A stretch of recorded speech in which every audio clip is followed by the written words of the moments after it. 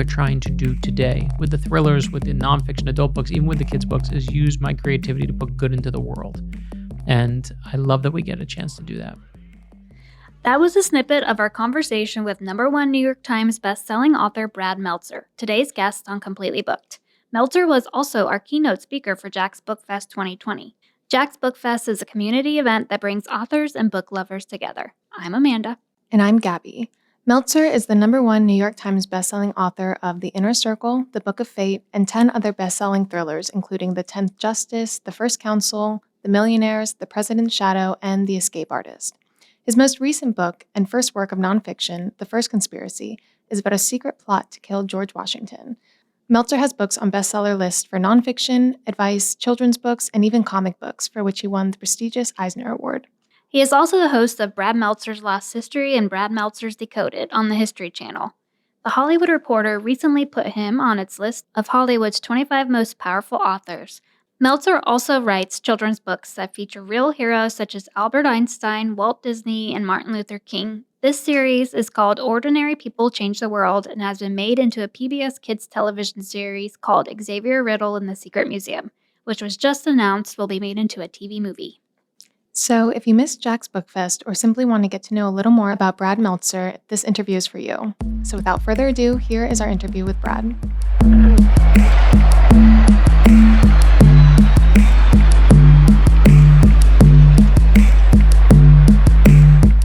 Well, welcome, Brad. Thank you so much for joining us. It's a pleasure. Thanks for having me.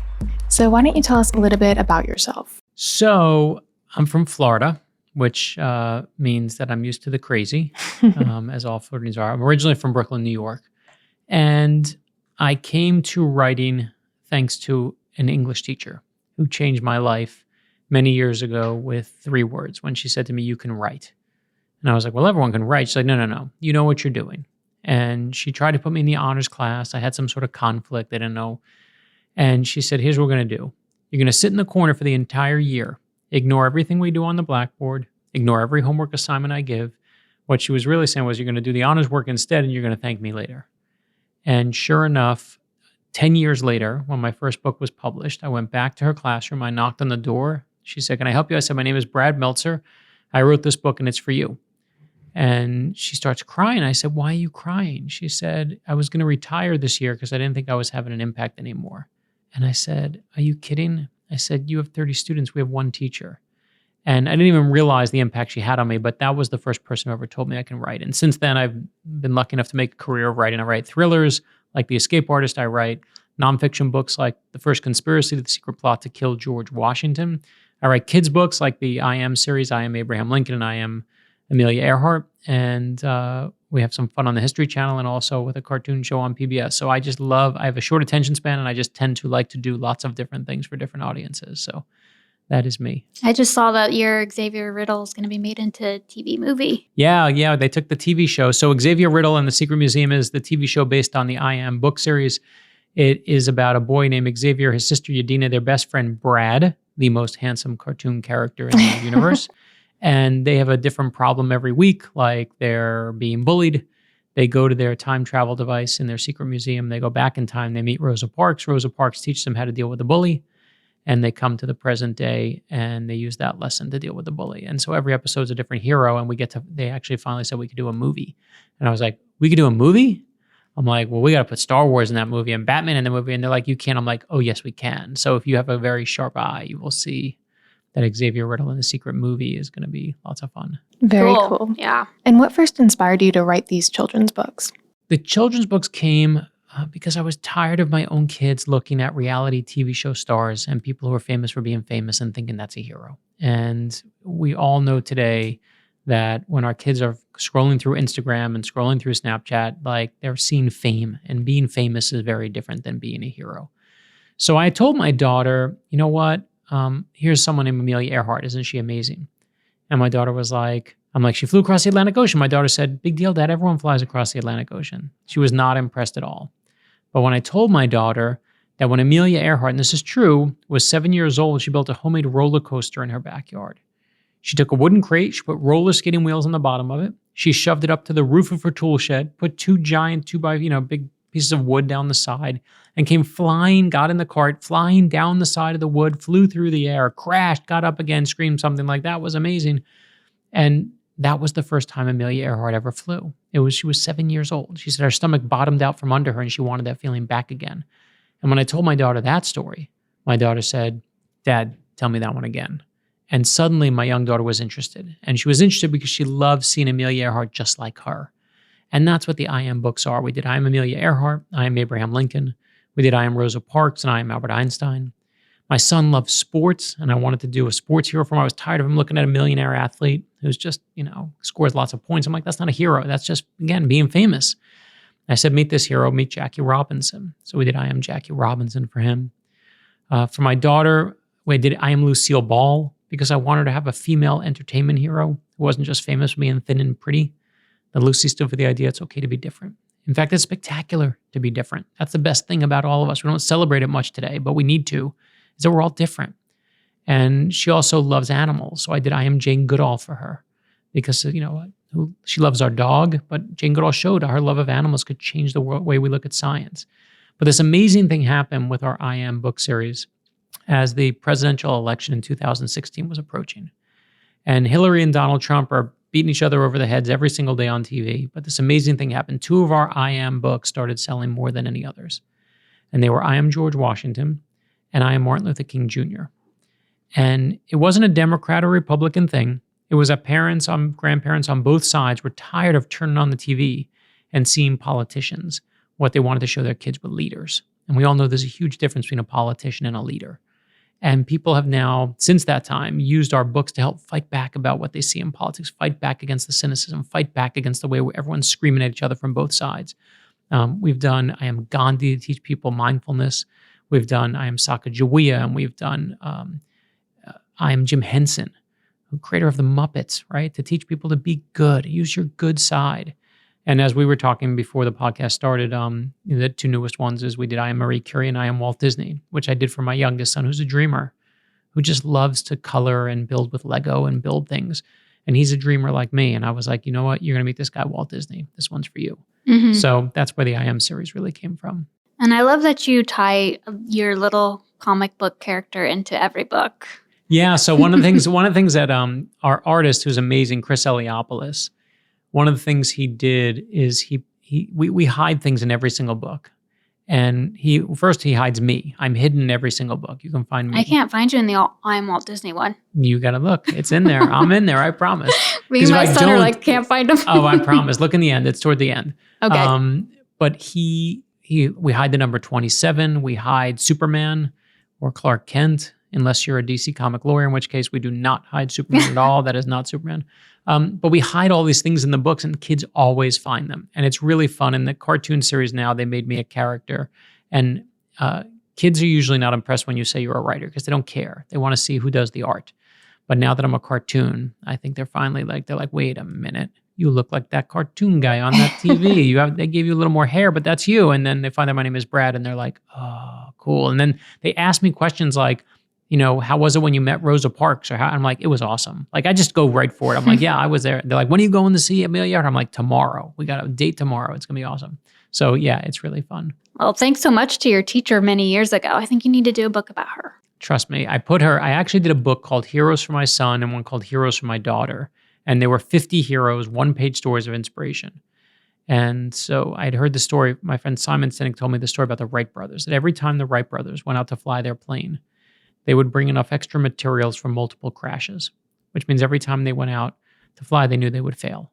And they would crash and rebuild, and that's why they took off. And I love that story. I wanted my sons to hear that story. I wanted my daughter to hear that story. I wanted everyone to know you dream big, you work hard, you have a good side order of stubbornness, you can do anything in the world. And so I did this book, Heroes for My Son, 50 1-page stories of inspiration. And they're really, even the little kids read them. People buy them for their older kids and graduation presents from high school and college. And it's really meant for older kids. And one of the heroes that's in Heroes for My Daughter is my English teacher. She is absolutely in there, Miss Spicer. Very cool.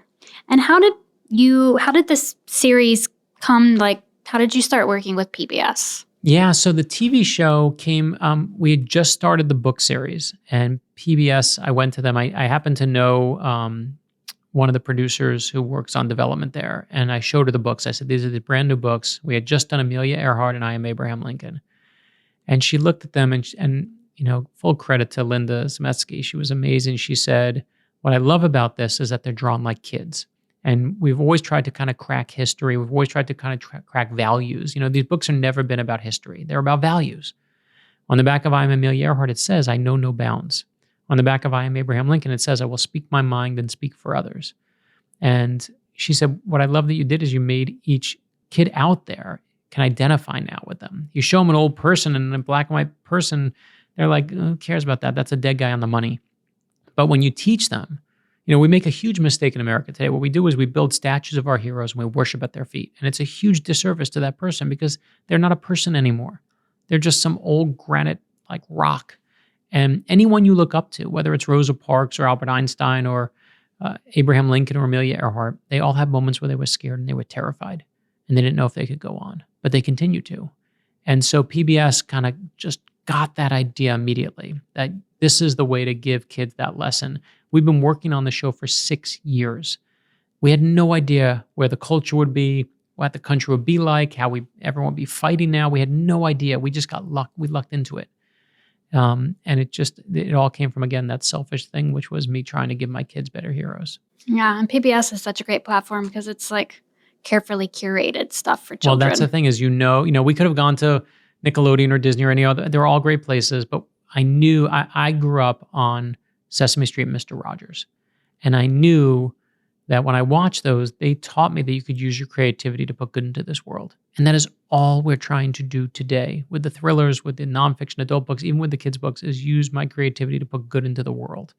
And I love that we get a chance to do that. Very cool. And can you tell us a little bit about the most significant difference between writing nonfiction and fiction, like the kind of research that goes into each sort of project? Yeah, no, I mean, I think it goes without saying that one, you get to make up all the crap you want, and one you don't, right? I mean, that's it's funny when I do nonfiction, I do all my research, and when I do fiction, I do all my research. I really do. I throw myself into it, and we should talk about The Escape Artist and the research for that. But I'll tell you that either way, I do the research and do the homework. But the thing, if I don't like the way the details work when I'm writing fiction, I go, okay, well, I'll change it.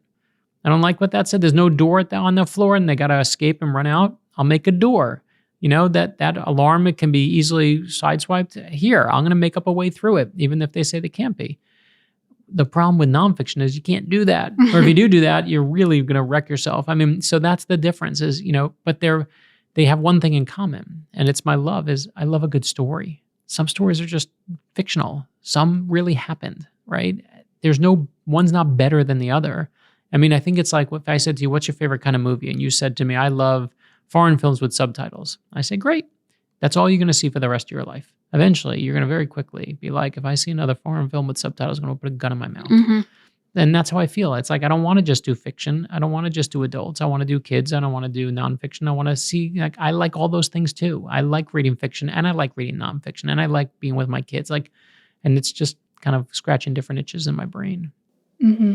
And it seems like at the end of the day, storytelling is really where your passion lies. Like any chance you get to tell a good story is. There's nothing like, I think in the culture, we look at things like the Bible, right? The Bible is supposed to tell us how to live our lives. And it's not that, we know the 10 Commandments are in there, but the Bible is not a list of rules. It's a book of stories because stories are powerful. And the stories are real, especially fictional ones, are powerful because stories aren't what happened. They're what could happen. And there's nothing more powerful in the whole world than an idea.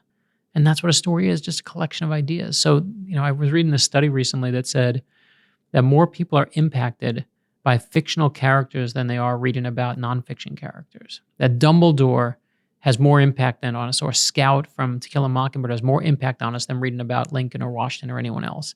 And I'm super okay with that. Like, I love the fact that this imaginary person that they said in the study that what you do is you internalize, you ask yourself, what would Batman do? What would Dumbledore do? What would Harry Potter and Hermione do? And you want to live up to that aspiration. I think that's beautiful. I think that is the power of a library, right? Like where we're sitting right now. You are a place that is just unleashing ideas on your community. So I think that's a spectacular thing to do with your time. For sure. So you've done so much. You've done children's books, fiction, nonfiction, adult books. How do you come up with your ideas and get it from idea to paper? Good ideas are everywhere. You just have to stop and look. I just tend to stop and look a lot. They really are. I remember, someone's like, okay, when you do research, how do you know something's good? And I remember, going into in a district attorney's office, and I was trying to figure out, how do I tell people that these guys and women here work so hard? I couldn't figure out how to show it. You can't just say they work hard. And I looked around and I noticed that there was a coat hanger outside of every office, a little coat rack. And on every coat rack was everyone's dry cleaning that had just been delivered. I realized these people live here. That's why their dry cleaning comes right here. It comes right to them. They are changing, they're working, they're coming right back to work. Everything's happening right here. And that idea is right in front of your face. But until you go out and see it, you'll never be able to come up with it. So I tend to go see those things. Like when I was doing The Escape Artist, I do a lot of work with the USO. And we travel around the world and they, entertaining the troops, which I love doing. And one of the things I was fascinated by is I heard about a place called Dover Air Force Base. And Dover, even if you don't know the name of it, you've seen it. It's where when one of our service members is killed and their body in a flag-covered coffin comes off the plane and everyone salutes, and there you see the people carrying that coffin. That's Dover Air Force Base. And Dover is a place where not just the victims of our troops go, but when the space shuttle crashed, that's where the victims went. When 9/11 happened, all the Pentagon victims went to Dover. All of our spies across the world, the 007s that work for the United States, their bodies go to Dover too, which means Dover's a place that's filled with secrets. And I was like, I want to write a book about that. Mm-hmm. And I knew when I got there, I was like, let me talk to the people who work here, who are the morticians here, take care of the bodies. They'll spend 12 hours rewiring someone's jaw and smoothing it over with clay so a family can look at their son one last time. Rebuilding a soldier's hand because a mother says specifically, I want to hold my son's hand one last time. These are the best of us working on the best of us. And I said, I got to write about them. Those are heroes. That's what I want to write about. So I started this book called The Escape Artist. I had chapter 1. I said, I went to the people who work there. I said, tell me, could I put a secret note in someone's body? Could I hide a secret message on someone's body? Could I make a tattoo? Have you ever seen anything like that? I just give my plot to the people who do the job. And one of the morticians said to me, if you're on a plane and your plane starts going down, it's going to crash. That if you wrote a note and you eat the note, the liquids in your stomach will actually protect the note upon the crash, depending on how high you are. And I said, that's a great idea. He said, it's not an idea, it really happened. I said, you're kidding me. He said, it really happened. So I said, that's what I'm going to do. So basically the book opens. You have Zig, who's our mortician. He has a body that's in front of him. It's a young woman that he knows from when she's little because she was in Girl Scouts with his daughter. He says, I want to take care of Nola Brown, this fallen soldier service member. I'm going to take care of her and show her the respect and dignity she deserves. And he's laying her to rest, and he opens up the body, and sure enough, in her stomach is a note, eaten when her plane crashed. And the note says, Nola, you were right, keep running. And he realizes this body is not Nola Brown. Nola Brown is actually alive. She's on the run. She's the escape artist. I just ruined chapter 1 of the book for you, but that's, but that's basically where the idea comes from, right? Is talking to people and giving them your kind of the things that you find interesting, and then just asking them. And then you suddenly, it starts kind of flowing from there. Mm-hmm. Your first nonfiction adult book, The First Conspiracy, it tells like a true and untold story about an assassination attempt against George Washington, which is not told in history books. Do you think that there will be a shift in the way that we write history books after the release of like your book, coupled with like the musical Hamilton? Yeah, listen, I should be so lucky if they make a Hamilton out of The First Conspiracy. Tell Lin-Manuel that, we'll get right on that. All my friends are like, you should tell Lin-Manuel Miranda. I'm like, I'll get right on that. That's like people used to say, you should go put your book on Oprah. I'm like, thank you for that really good advice. I've never thought of that. Like, that's what they say now is you got to make a Broadway play. And I don't, listen, I think that what you're seeing, and the reason you see that is you're just having new storytellers finding new parts interesting. That's what you're seeing. We didn't invent the story. We didn't invent history. We just found the parts. Like when you see the same story told 1,000,000 times, why do I need to tell it 1,000,001? But I was in the footnotes of a book, and I was looking at online, and it said that there was a secret plot to kill George Washington. I'm like, is that real? Is that nonsense? What is that? And it was real. In 1776, there was a secret plot to kill George Washington. When George Washington found out about it, he said he gathered up those responsible, built a gallows, took one of the main co-conspirators, and he hanged him in front of 20,000 people, the largest public execution at that point in North American history. George Washington brings the hammer down. It's like, don't mess with me. I'm George Washington. I'm going to be on the money one day. That's a direct quote. But I love the story. But what's fascinating to me about the story is what goes with it. And you see when you have this moment of George Washington's life, is you see how George Washington reacts. And he knows we need a good offense. We tell the story about George Washington that he's the greatest general who ever lived. He's the most amazing. He's the first president. He's perfect in every way. We hold hands up and dream of democracy, and we go take down the British, the greatest fighting force that ever lived. Yeah, he never seems vulnerable. Right. And that's a great story, but that's not the true story. Yeah, everybody's vulnerable. Right. And no one is that perfect. And when you look at the first Battle of Brooklyn, which we do in the First Conspiracy, you see that we don't win the day. We get our butts kicked. George Washington gets out-generaled. He doesn't have the experience of these British generals. He's too new. And he gets pinned down. He's got the British in front of him. He's got behind him the East River. Nowhere to run. Can't go anywhere. He should die. This is the moment he should die.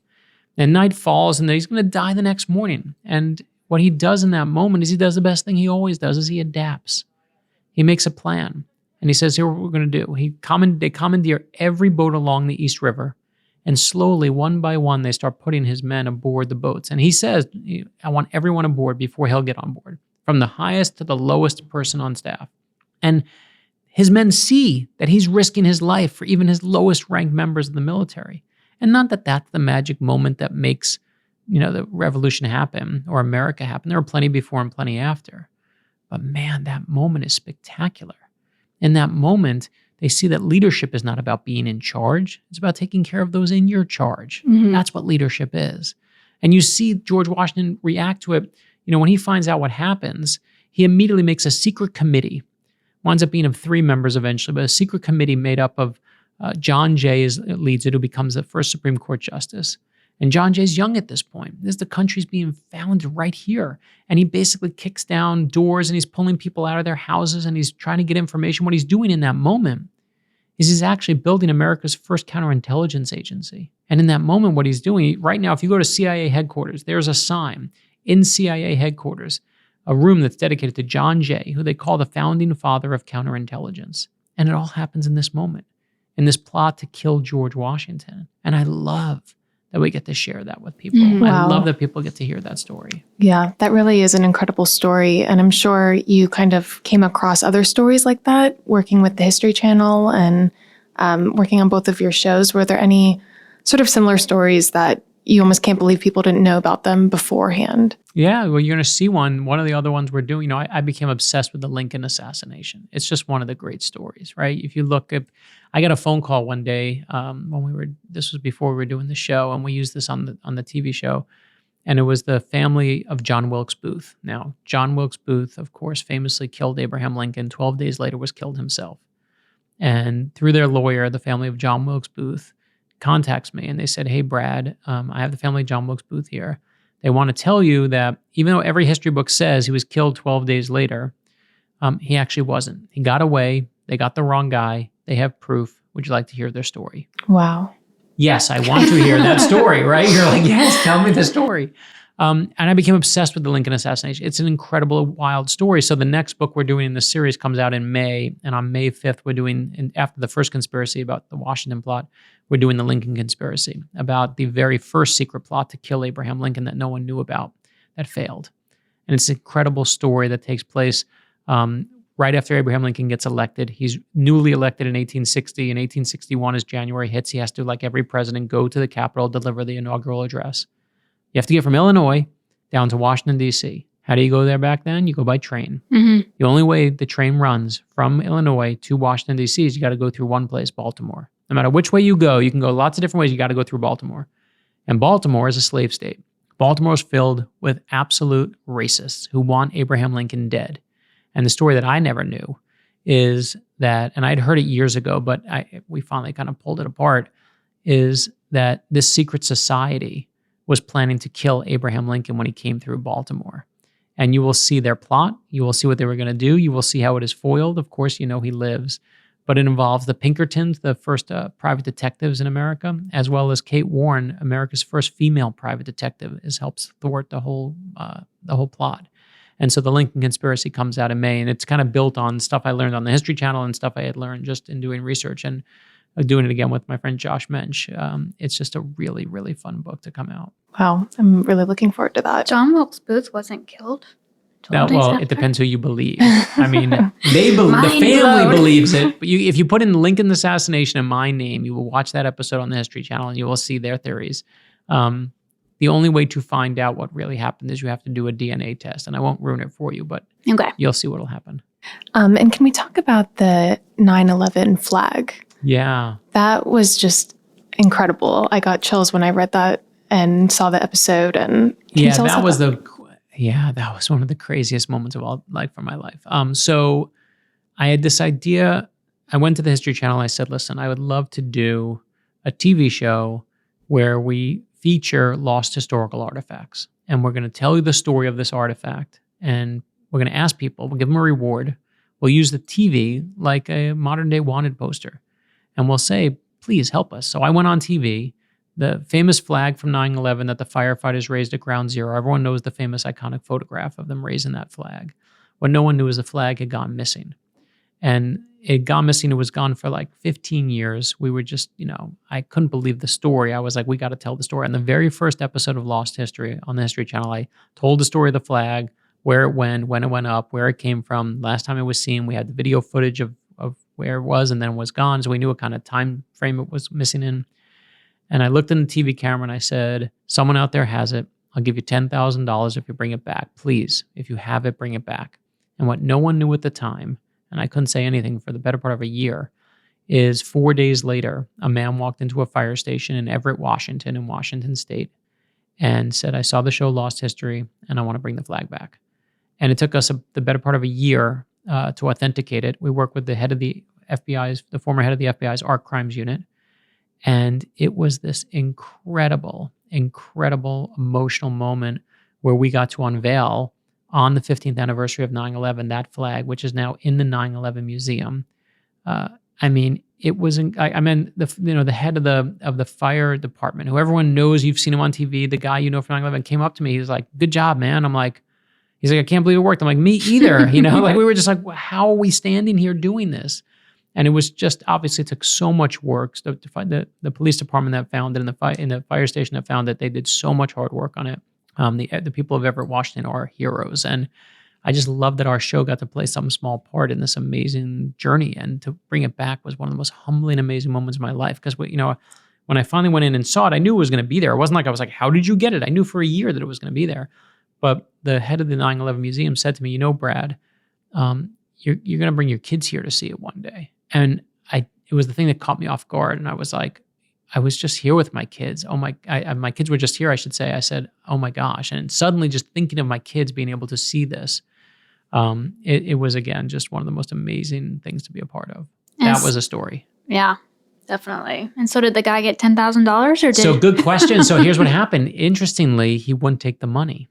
I feel like I wouldn't take the money either. He did not take the money. He easily could have taken it. We said, it's yours. You brought it back. He didn't know what he had. He saw the show and was like, wait, I just got that. He was a flag dealer. Someone he traded for it, had gotten it. He had just gotten it a little bit earlier. And it was interesting. One of the people that I talked about on that episode was a woman named Michelle Hyden, who was one of our dear friends who died on 9/11. She was a flight attendant on the Pentagon flight. And I looked in the camera and I said, I'm doing this for Michelle Hyden. She's my friend who we lost. Someone out there, please bring it back. And when the flag came back, I called the people at History and 9/11 at the 9/11 Museum. And I said, can you give me the phone number of the guy who brought it back? I'd love to speak with him and just say thank you on behalf of everybody. And it was pretty wild because I got him on the phone and we talked to him. I said, thank you. Appreciate what you did. And he said to me, you want to know why I brought it back? And I'm like, yeah. And he said, I brought it back, Brad, because of your friend, Michelle Heidenberger. Like, that story got to me. That's why I brought it back. And I love that, of all the stories that it told and the things that news reports have been done on it, like it was this one woman that it came back in honor of. Like I couldn't imagine 3,000 dead people. That was just too big. It's too vast. But my one friend I could focus on, that it was in her honor, I wanted it back. And I added that, like kind of ad-libbed it to the script in a way that it should have never been. And that's the thing that brought it back. It was never in the script. But it was a great one. Well, that's crazy. It is crazy, 100%. The true testament of the power of stories. For sure. Well, is there anything else you'd like our listeners to know about any projects you have coming up, anything they can look out for in the future? No, I'd say the newest book after the Lincoln Conspiracy, so just to go through what's happening, we're going to do in April is I Am Leonardo da Vinci. Then that's the newest I Am book. Then we do the Lincoln Conspiracy, and then I'm working on the sequel to The Escape Artist. So if you like a good thriller and you want to know what happened to Nola and Zig, check out The Escape Artist from your local library. And then after that, we'll... because I'm working on the sequel right now, so you'll have a lot of fun to catch up on. Cool. Awesome. Well, thank you so much for joining us. It was an absolute pleasure having you on. Thanks for having me.